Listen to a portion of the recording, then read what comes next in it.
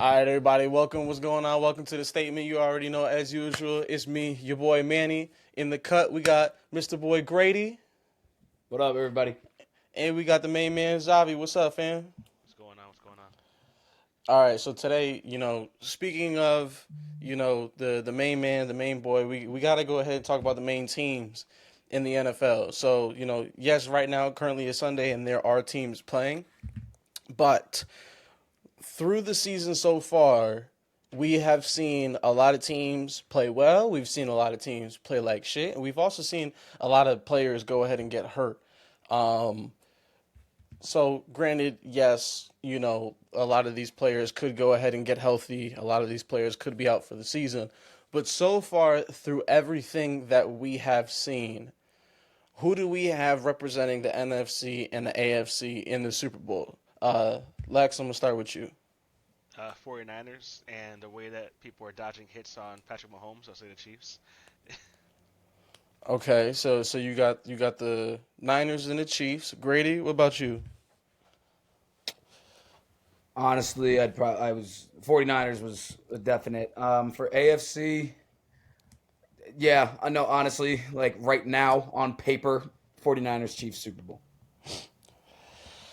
So the 49ers pick, I'm not going to go ahead and argue with, but y'all Chiefs pick is where I'm going to go ahead and challenge y'all at a little bit. And the reason why I'm going to go ahead and say that is Kansas City has a really, really big problem with their receiving core. And I think that they're getting bailed out for two reasons. One, excellent play calling, and two, Patrick Mahomes. But now keep in mind, so like the last game that Kansas City went ahead and played against the Broncos.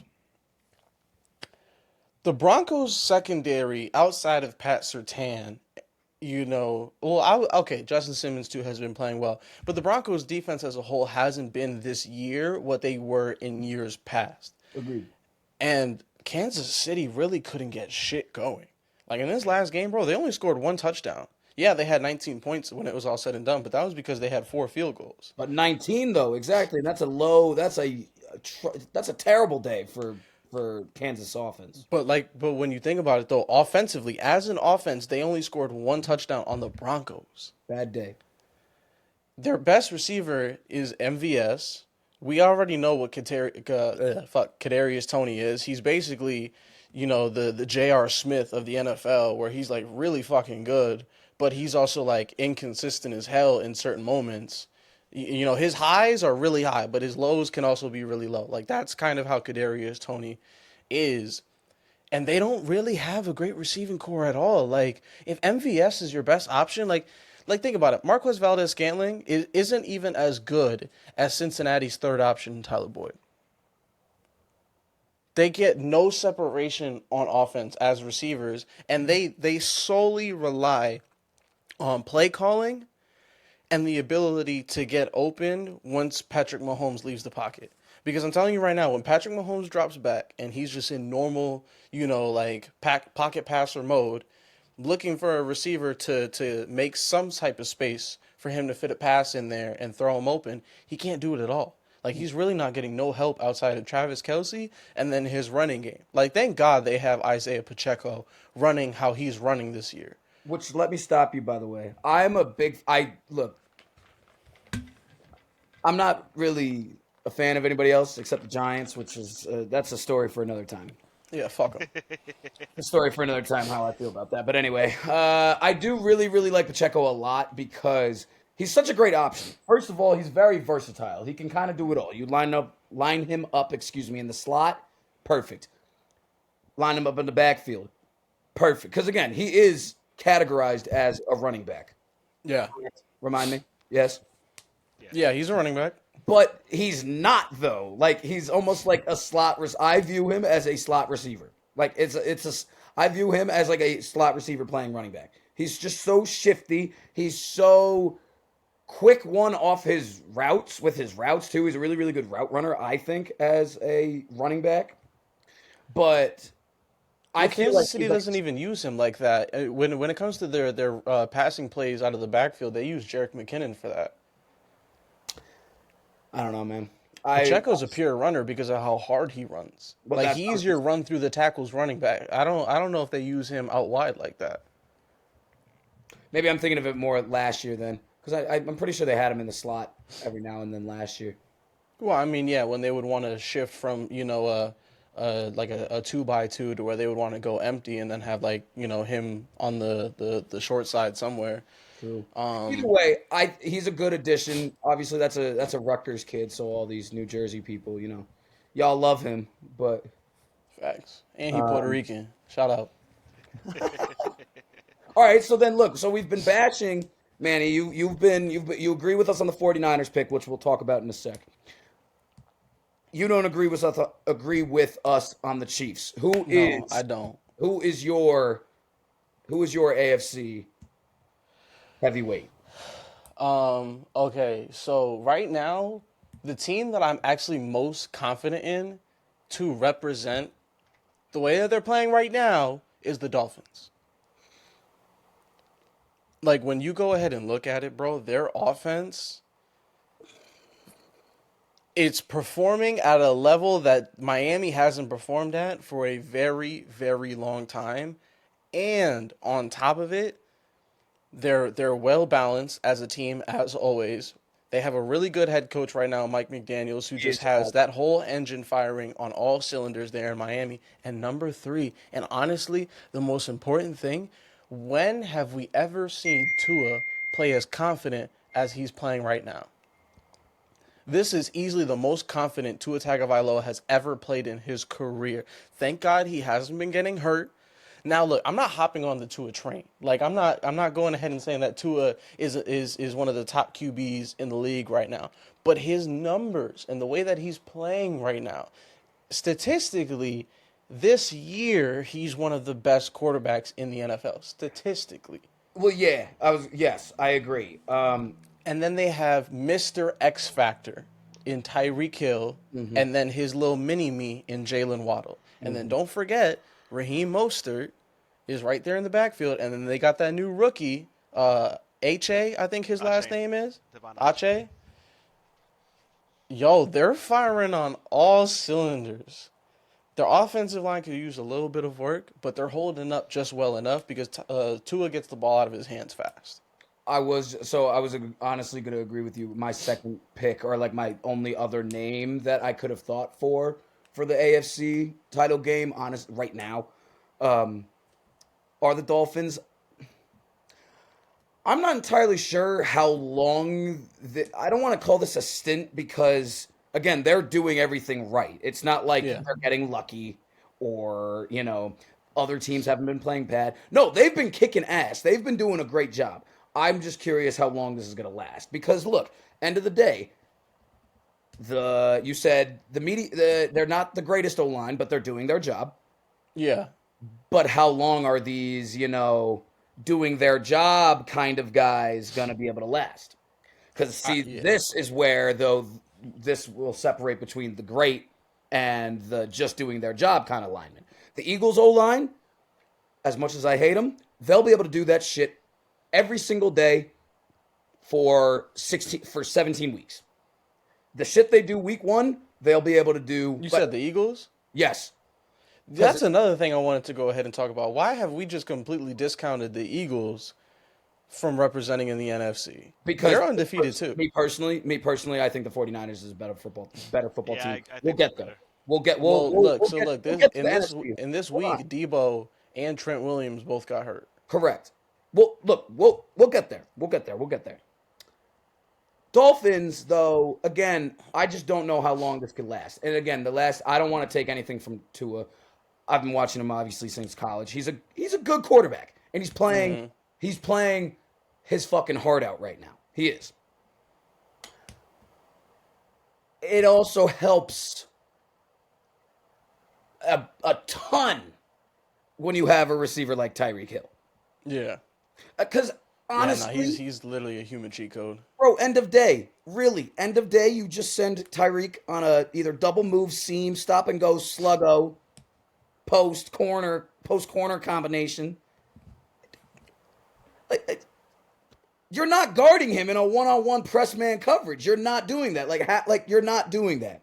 So Well, this literally, year he really hasn't been single covered ever. exactly, Like he's always exactly. been getting double covered. Exactly, which point being leaves somebody open. So whether it's actually Tyreek Hill himself with the ball or, he's getting double covered, aka leaves somebody open, Tyreek Hill is doing so much with the ball and without the ball. He's making such a difference in defenses across the entire league that, again, I don't want it to take away from Tua, but like,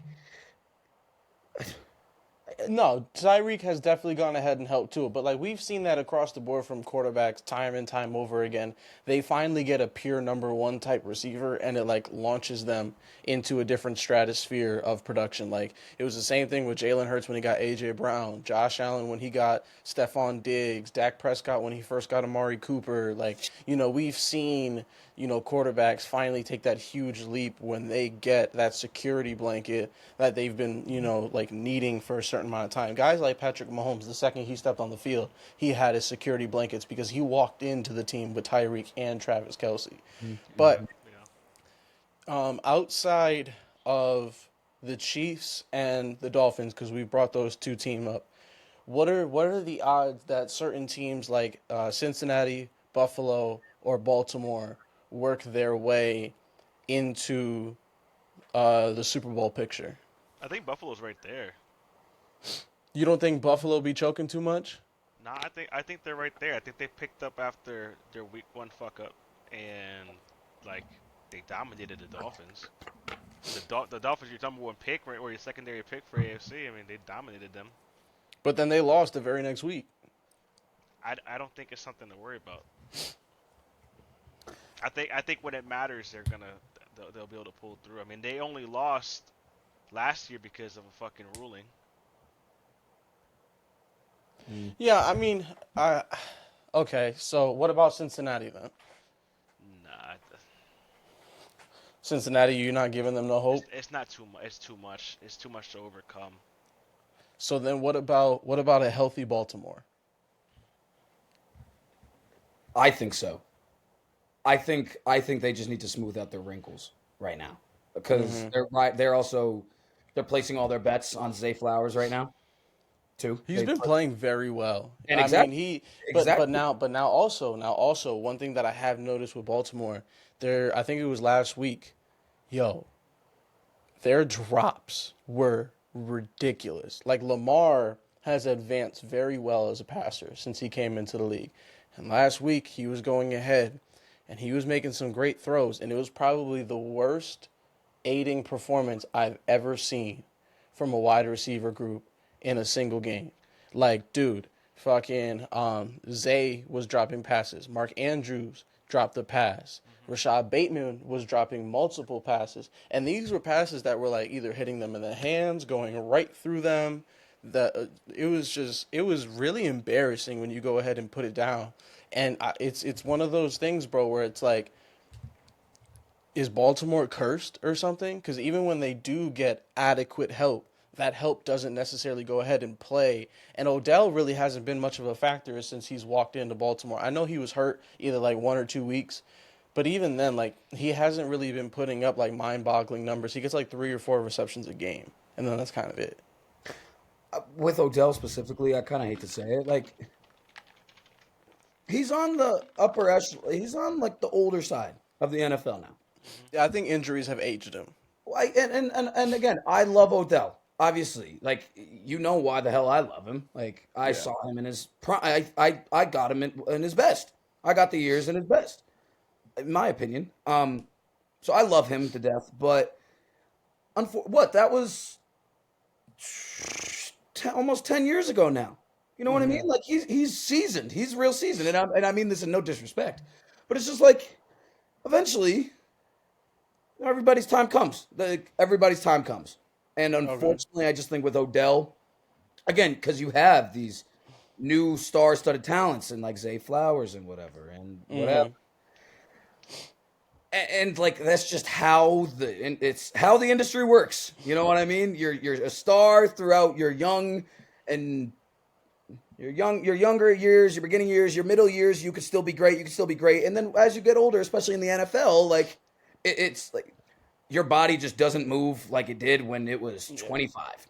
Simple as that. You know what I mean? So as much as I hate to say it, I think Odell is, and by all means, this is through what, 6 games, right? Who the hell knows? He might Yeah, turn it around. we're on week 7, I think. Week This 6 is or week 7. 7. Dude, he might turn it around for the next couple weeks and he might have spectacular numbers. And you know what? If he does, that is so on me. But I think one, just again with coming back from injury and whatever, and just his tenure, he's just getting to that point, you know. Okay. All right. So the Ravens probably aren't going to make it. So then let me ask y'all this, and Lex, I'll start with you. So, barring some crazy comeback, Miami's going to beat Carolina right now, and they're going to move to 5-1. With the way that their schedule plays out, they have a really good shot at taking the number 1 seed in the AFC. So let's just say hypothetically, Miami wins the 1 seed, and they get home field advantage through the playoffs. And Kansas City has to go play Miami. Both teams are healthy. Who's coming out of that game? Both teams are healthy. Yeah, but let's just say both teams are healthy, just to go ahead and make it easy to come up with a guess. Kansas City. You think Kansas City is going to walk into Miami and win? Healthy? Yeah. I don't know about that, dude. We're I talking about really time. don't know. We're talking about an established team with everything they do has been established for years now. Versus Miami, who they still have pieces that are coming in and putting together. And if you told me next year, and they've had a full year under the system, with all the players, with Achane dominating as he's doing, with Tua being fully healthy, But most of Miami's pieces though have been there for a majority of time. Their new pieces aren't necessarily their top playmakers. Tua's been there for a while. Jalen's been there for a while. Tyreek has been there now for going on year This is year 2. two, yeah. Raheem Mostert is on his another consecutive season. That defense has gone ahead and outside of Jalen Ramsey, primarily all been there for a certain amount of time, because Bradley Chubb, I think, came towards the back end of last season, so he's had a full off season. I think matchups wise, I don't think Kansas City's back end in their secondary is going to be able to match up properly with what Miami's receiving core is. And then I think Miami's secondary, because you remember, they got 2 Pro Bowl, all pro corners out there. If they're both healthy, that's 2 all pros out wide. I don't think the offense of Kansas City, outside of Travis Kelce, is good enough to match what Miami is inevitably going to do to Kansas City. And also remember, Tyreek Hill's a nice guy, but he also can be petty on occasions, and he's going to try and dust up Kansas City, especially if it's in a playoff game. I agree. I would say that's true. Physically, they can't keep up. Physically, Kansas City won't be able to keep up at the back end, but strategically. It's not the physicality aspect. It's not whether they're fast enough to keep up. It's whether they can position themselves in the right spots. And I think Kansas City has been able to do that. How? They have chips. They have success over years. They have but I'm not talking strategies about over years prior. I'm trying to talk about right now. I all don't that think the way the team is experience- constructed right now. But the all that experience experience. matters. Yes, the experience And does they've had matter. Tyreek Hill for almost his whole career. But Miami has experience on their roster. Raheem Mostert was in San Fran when San Fran was making their playoff runs. Tyreek was with Kansas City when Kansas City was making their playoff runs. But You know not what I'm as the saying? unit, though. But not as the unit. Look, Yep. Kansas City. So basically, Kansas City. What these guys have literally kind of besides Tyreek Hill, this has Yeah. been the same group of guys for the past 3 to 5, right? No, their receiving core is basically almost all brand new. So is their secondary. Their secondary last year, they had like 4 rookies in their secondary. So last year was not only their first year. So yes, they're most of their team from last year is still here this year. Okay. They are very young, but they've only had 1 playoff run for the largest part. When's the last time beside a year ago? Anyway, Miami hasn't done much in the playoffs since Dan Marino. Correct. Point being, the Chiefs recently, and by recent I'm talking 5, because with talking playoffs and like chips, like recently you could include 5. Recently, they've been doing this. They've made it far in the playoffs. They've made it to the Super Bowl. They've won the chip. They've done this already. They've done this Yeah. before. You could have the best team in the stinking world, but if you haven't been to the playoffs and or made it far in the playoffs and God knows how long, let me tell you, it is a whole different experience. And let me tell you personally, what that's like too. Like at least when I was in, I told you, Anyway, that's another story. Experience matters. These guys, again, Mahomes has done this before. Yeah, Travis, I another know. team leader, has done this before. Yes, sure, though. Miami itself might literally out leverage them or outplay them in some areas. Like, End of the day, and like honestly, let me just like coming from a player's standpoint as well, with coming in hmm to playoff games and stuff, experience is crucial. It's That's why crucial. that's why Not Brady saying won. not possible though. Not yeah. saying not possible. Who the hell knows, yo? Miami or Kansas City might march into Miami, and Miami could shut them down. Yeah. That's what I think is going to happen because, like, any logical, person who really understands the game understands that it's a very simple game plan when you're playing against Kansas City, but it is easier said than done. The game plan is you shift your offensive line's coverage and their blocking scheme to try and cancel out Chris Jones as much as possible. And then when you go against Kansas City's offense, you put two on Travis Kelce basically throughout the entirety of the game and do your best job to keep Patrick Mahomes in the pocket. If you do those three things, they don't have the other weapons offensively and defensively to go ahead and tear you to pieces. They're not in a situation like they used to be where it's pick your poison. No, now it's kind of a little more streamlined to beat them. It's just Patrick Mahomes is so damn good and Travis Kelce is just absolutely phenomenal at creating space. Yes, I understand your baby Kelce. We know it. But the Kansas City in a playoff game, I don't think can beat you off of the X factors that Mahomes and Travis bring with extending plays. I don't think they're going to be able to extend plays every single quarter to be able to get you the points. With Miami, it really is pick your poison because you got to figure out who are you double covering. You double covering Waddle on the low end. You double covering Tyreek throughout the entire field. And then what are you going to do with that run game? Because you have to respect their run game. Because Raheem Mostert is just as fast as anybody on that team, basically. And then Ache, whatever his last name is, I don't want to go ahead and butcher it too bad. But he's been showing that he ain't no joke either. And Miami's offensive line, while they may not necessarily be the best, the way that the play calling has been going right now, it's been conducive to their scheme and it's allowed them for great success. Like I'm watching it right now, bro. At one point, Miami was down 14-0 to Carolina in the game that's going on right now. Since then, they've scored 35 points. They're up 35-14 on Carolina as we speak. They were down by double digits and now they are up by double digits.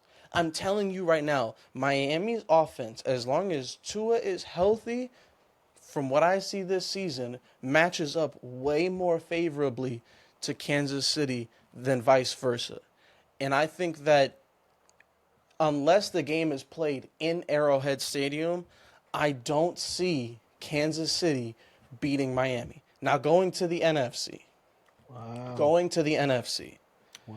We have seen that the 49ers as a franchise are almost just as cursed as Baltimore is in regards to injuries.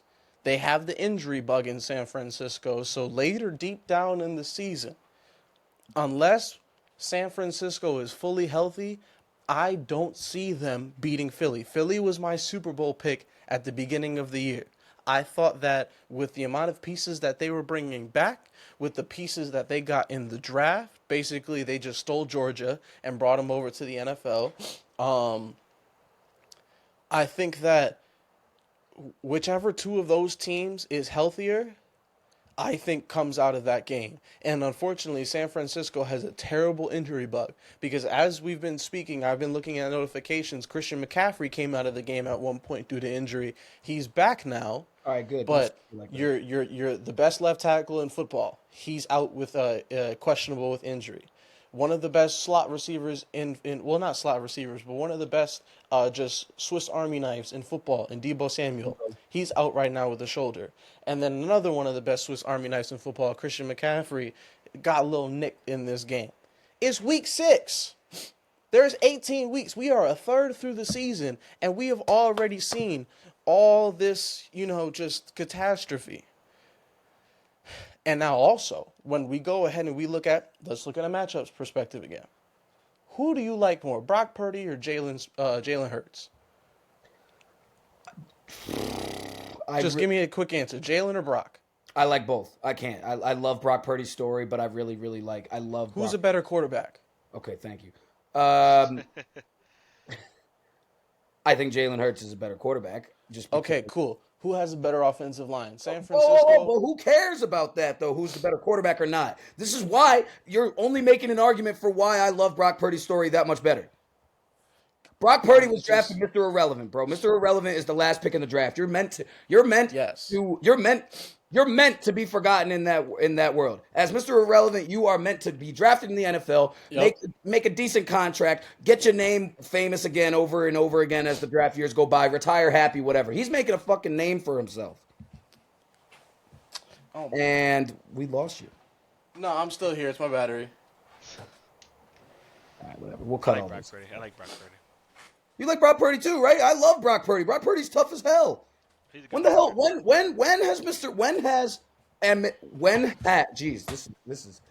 has a Mr. Irrelevant actually done something in the NFL? Let me see. Oh, well, okay, done something, sure, but then become the starting quarterback? Are you serious? Are you serious? Mr. Irrelevant is kicker Ryan Suckup. Yeah, and Ryan Suckup is great. Another great example. But Brock Purdy comes into what? He came into what? He was thrown. Well, what? He was thrown the bone in the middle of playoffs, wasn't it? He was right in the middle of that playoff run they had. All right, that should be back. No, he was in there after week 5, I think. It was that early. Or no, week 6 because. Was it that early? And then he led them. That's what it was. Trey got injured, I think, during week 3. Then Jimmy got injured, I think, in week 5 or week 6, and then Brock Purdy got thrown in. And killed it. Let me go ahead and throw some of your logic against you, though. Okay. Jalen Hurts and the majority of that Philadelphia roster has Super Bowl experience. They were in the Super Bowl last year. 1,000%. They know what it takes to get to the mountaintop 1,000% and win it all. 1,000%. Brock Purdy don't know that. I never said he did. And the quarterback is the most important position on the field. Agreed. So under the lights, when shit hits the fan, Jalen Hurts is more experienced in the big game and the big moments than Brock Purdy. Wasn't arguing with you. Completely agree. Yes. Philadelphia slightly has also the better roster on paper. I think outside of that defensive line and that linebacking core, Eagles got them beat everywhere else. Better QBs, better wide receiver core, and running backs. Stop that. Not in. No, you know what? I'm gonna give the running backs to San Fran as well. I was gonna say McCaffrey is like DeAndre Swift playing great. I think he found his. We would all rather have McCaffrey than DeAndre Swift. No, yeah, duh. Like, come on now. But I think matchups wise, Philadelphia is more in a favorable state, and I don't think San Fran's home field advantage is as big as like Kansas City's home field advantage. I don't necessarily think that playing in San Francisco is as tough as playing at Arrowhead, and I think that when you go play in Philadelphia, now that's another big home field advantage. Don't even get me started on Philly fans. Philly, they don't make it easy for opposing teams when they walk into that stadium. They don't. So what I'm saying is you guys are out here saying Kansas City, San Fran in the Super Bowl What I'm telling you guys is don't go ahead and be surprised if we see Miami and the Eagles. I wouldn't be surprised if San Fran or Kansas City go ahead and make it, but I'm also saying don't discount the more likely option The more in likely? yeah, I'm saying more likely, bro. I'm thinking that the Eagles are still undefeated, just like San Fran.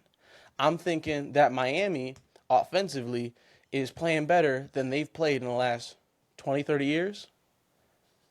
Like through 5 games, I think they've scored the most points in NFL history or Miami history. It's one of the two. It does help when you put up 70 in a game, though. Yeah. That's what I'm saying. It does. And like, right now they got 35 on Carolina. Anytime you could score 30 plus points in an NFL game, that's a good day offensively because that means you scored at least 4 tutties. Just 30 points could be Good like job, 4 touchdowns and a field goal. Mr. Math guy, good job. If you score 35, then yeah, that's 5 touchdowns. But a 4 touchdown, 5 touchdown performance from your offense is really good. And I think Miami is just way more balanced offensively and defensively than Kansas City is. The biggest difference between Kansas City is they have arguably the best. They arguably have a top 5 tight end and a top 5 all time QB, both in their primes, playing at the same time. That's the X factor. Travis Kelce, if he retires right now, he's a top 5 tight end to ever play the game. Patrick Mahomes retires right now. He's a top 5 quarterback to ever go ahead and play the game. They're both in their primes right now, playing together under a top 5 head coach if he retires right now. A top 5, not even just as a head coach, but Andy Reid is a top 5 play caller all time. Your best one of the best play callers is also your head coach, and he's also one of the best head coaches. That's the X factor that they have. But dude, on their defense, outside of Chris Jones, what do they have to stop Miami? I'll give them home field advantage boosts if they go to Arrowhead to play. But bro, if they're not playing in Arrowhead against Miami, if they're playing in Miami and they're not playing in Arrowhead, bro, Kansas City is in a world of trouble right now. The way that it's looking through the season, right now, currently. So I'm guessing it's week 6 because teams are 0-5 and 4-1 from what I'm looking at right now. So that means we're on week 6 or at least game 6, right? Yeah. So through a third of the season, Miami looks way scarier than Kansas City does, in my opinion. Because statistically, Tua Tagovailoa isn't that far off performance-wise than Patrick Mahomes. Patrick Mahomes is a much better quarterback than Tua. Much better. But statistically, they're not playing that much different. I will say, this is the last thing I'll say on this. It's easy to play well when times are high. You're riding momentum. True. You got the world behind you. Your fan base hasn't been this invested and this bought in to you guys, and God knows how long. It's easy to just go walk into work this week, Yeah. and just be like, let's kick ass.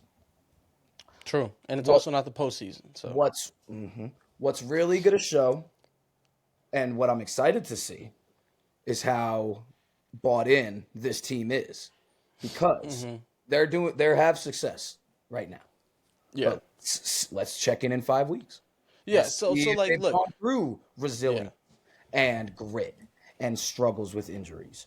And Look, we'll come back before the postseason starts. We'll come back and we'll circle back to this topic when we see what the injury reports look like, when we see, how these teams have performed over the next 12 weeks. We'll come back to this, sooner rather than later. And we'll update it. But stay like tuned, I said, people. Stay tuned. I look, like I said, I respect y'all opinions, but respectfully, I'm gonna have to disagree and tell y'all that my picks is gonna be Miami, Philly, and I think that on a neutral field, I think Philly gonna take it. Well, time will tell, my brother. Yeah, That's the answer now. If you want to make another bet, just let me know. Hey, look, let's not go ahead and talk about them bets, bro, because your Packers is playing like dog Oh, water. I know. Right now, I'm frustrated with the coaching. Damn, Fucking save him, horrible. save him. The Packers Are they for playing another this video. week? Who No, are they but playing? it's a bye week. It's a bye week, but I'll talk Okay. about that another time. How we need to Manny, get coaching save his Packers slander for another video, Manny. before I get on Look, the Patriots. I'm not Before I on the get on the greatest boat right Patriots. now either. Yeah, because my Patriots is because we don't have a QB, bro. We don't. Mac Jones is my bad. Michaela is terrible. He's just fucking garbage. Like I talked about him a little bit more on our TikTok, but he is garbage. You know, Yeah. he's just not doing well at all. He was drafted because he was a smart QB, and now he's playing like he's just dumb as shit. You have a Like he's QB problem, and we have a play calling problem.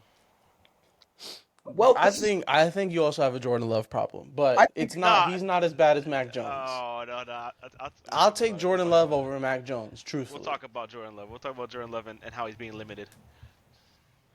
what I can say, gentlemen, is that what we can agree on right now, and probably Alexis, probably you are the least one to agree on this, but our teams are just not doing too hot right now. No, Okay. none No, of I ours. I 'Cause, agree. That is something, people, we can agree on today. yeah, we're all down bad right now. Okay. No, this trade deadline is going to be really important to see what's going to happen. Good God. Yeah, I think so too. I think that Denver is probably going to look much different after this trade deadline is over. I want Cortland Sutton. That's all I'm gonna say.